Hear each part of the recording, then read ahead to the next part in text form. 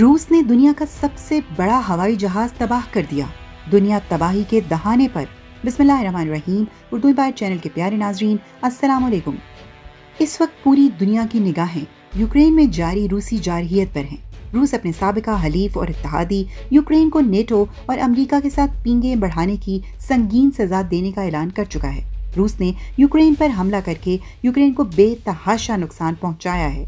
Ukraine کے اس نقصان کے بارے میں جاننے سے پہلے ہم آپ کی خدمت میں گزارش کریں گے کہ اگر آپ نے ابھی تک ہمارا چینل سبسکرائب نہیں کیا تو چینل سبسکرائب کر لیں اور بیل کا آئیکن بھی دبا دیں۔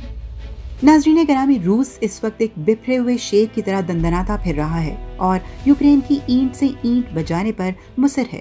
ادھر دوسری طرف یوکرین ہر قیمت پر اپنی سرزمین کے دفاع کے لیے ڈٹا ہوا ہے۔ یوکرین نے نہ صرف اپنی مسلح افواج بلکہ 18 سال کے تمام مردوں کو ملک سے باہر ہجرت کرنے سے منع کر دیا ہے۔ یوکرین اپنی تمام افرادی قوت کو ملک کے دفاع کے لیے استعمال کر رہا ہے۔ یوکرین پر روسی حملے کی بڑی وجہ یوکرین کا یورپ، امریکہ اور نیٹو کی طرف جھکاؤ ہے، جو روس کو ایک آنکھ نہیں بھاتا۔ روس افغانستان میں مار کھانے کے بعد اب ایک بار پھر دنیا کی بڑی طاقتوں کو للکار رہا ہے، لیکن ابھی تک کسی بڑی طاقت نے روس کو کھلے عام جواب دینے کی حماقت نہیں کی۔ حالانکہ یوکرین کو اس بات کی یقین دہانی کرائی گئی تھی کہ اگر وہ پرامن طور پر اپنے ایٹمی ہتھیار روس کے حوالے کر دے تو خطرے کی صورتوں میں تمام بڑی طاقتیں اس کے دفاع کے لیے موجود ہوں گی۔ لیکن یوکرین آج جان گیا ہے کہ اپنی جنگ خود ہی لڑنی پڑتی ہے، کوئی بھی کسی کی مدد کو نہیں آتا۔ آج یوکرین کو رہ رہ کر یاد آ رہا ہوگا کہ کاش اس نے اپنے ایٹمی ہتھیار واپس نہ کیے ہوتے تو اسے یہ دن دیکھنے نہ پڑتے۔ دوستو، روس جانتا ہے کہ اس کے گرد گھیرا تنگ کیا جا رہا ہے اور اسے صرف اپنے ہی کچھار تک محدود کرنے کی کوشش کی جا رہی ہے۔ اس کے اتحادی ممالک کو ایک ایک کر کے کنارے لگا دیا گیا ہے۔ اب اگر یوکرین بھی امریکہ کے ساتھ بندھن میں باقاعدہ طور پر بند گیا تو اس کی سرحد پر امریکہ اپنا میزائل سسٹم نصب کرے گا، جس سے روس کی سالمیت کو شدید خطرات لاحق ہوں گے اور ایک لحاظ سے ناکہ بندی ہو جائے گی۔ لہٰذا روس نے یوکرین کو سبق سکھانے کے لیے راستے میں آنے والی ہر چیز کو اپنے نشانے پر رکھا ہے۔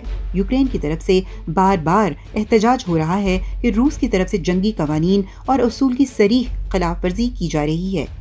روسی افواج سویلین پر بمباری کر رہی ہیں اور ہسپتال اور ایمبولینسز بھی ان کے دست برد سے محفوظ نہیں۔ ادھر یوکرین کے بقول روس نے دنیا کے سب سے بڑے ہوائی جہاز کو نشانہ بنایا ہے۔ یہ جہاز یوکرین کی ملکیت ہے، جو دنیا کا سب سے بڑا جہاز ہے۔ اس جہاز کا نام ماریا ہے۔ یوکرینی زبان میں ماریا کا مطلب خواب ہے۔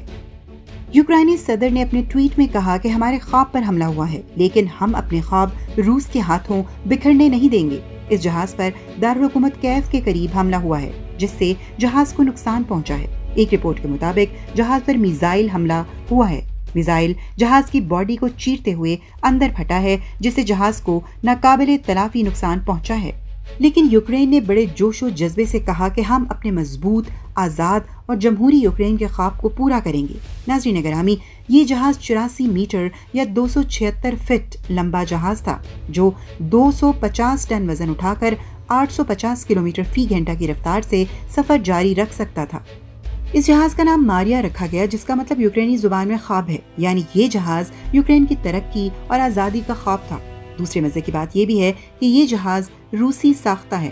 اس جہاز کو سوویت یونین کے زمانے یعنی 1988 میں بنایا گیا تھا۔ اسی سال اس جہاز نے اپنی پہلی اڑان بھری تھی۔ یہ اڑان دراصل آزمائشی اڑان تھی۔ اس اڑان کے بعد سوویت یونین کے حالات ایسے خراب ہوئے کہ جہاں سوویت یونین کا شیرازہ بکھرا، وہاں یہ جہاز بھی روس کے خواب و خیال میں ہی نہ رہا۔ روس اس وقت ایسے شدید مالی بحران کا شکار ہوا کہ اسے اپنی جان کی فکر ہر چیز سے انجان بنا چکی تھی۔ یوکرین نے سوویت یونین سے آزادی حاصل کی تو یہ جہاز یوکرین کی سرزمین پر ہی تھا اور ان کے حصے میں ہی چلا گیا۔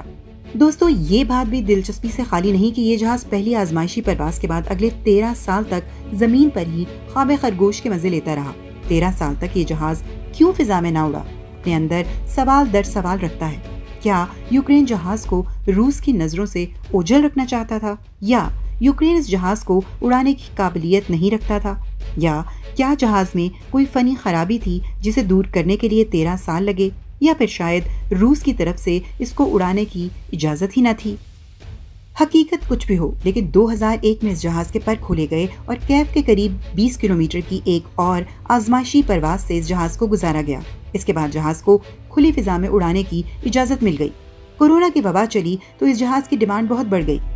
اس جہاز کے ذریعے کئی ممالک کو بڑی مقدار میں اشیاء کی سپلائی کی گئی، جس میں کووڈ-19 کی 110 ٹن ٹیسٹ کٹس آسٹریا پہنچانا اور 80 ٹن دھاتی اشیاء کو آئرلینڈ پہنچانا شامل ہے۔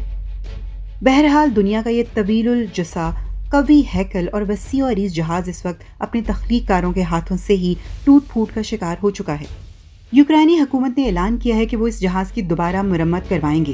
جہاز کی مرمت پر $3 بلین کا خرچہ آئے گا، جو ایک خطیر رقم ہے۔ اس جہاز کو مکمل طور پر بحال کرنے میں 5 سال کی مدت لگ سکتی ہے۔ یہ بھی کہا گیا کہ دارالحکومت کیف کے قریب اس ایئرپورٹ پر روسی قبضہ ہو گیا ہے، جس پر یہ جہاز لینڈ تھا، لیکن دوسری طرف یوکرین نے یہ دعویٰ کیا ہے کہ انہوں نے ایک سخت جوابی وار کے ذریعے روسی افواج کو ایئرپورٹ سے پرے دھکیل دیا ہے۔ ادھر دونوں ممالک کے سربراہان نے مذاکرات پر آمادگی ظاہر کر دی ہے۔ امید ہے کوئی بہتر صورتحال سامنے آئے گی۔ ناظرین گرامی، امید ہے یہ ویڈیو آپ کو پسند آئی ہوگی۔ اپنی رائے سے ضرور آگاہ کریں۔ ملتے ہیں آئندہ ویڈیو میں۔ خدا حافظ۔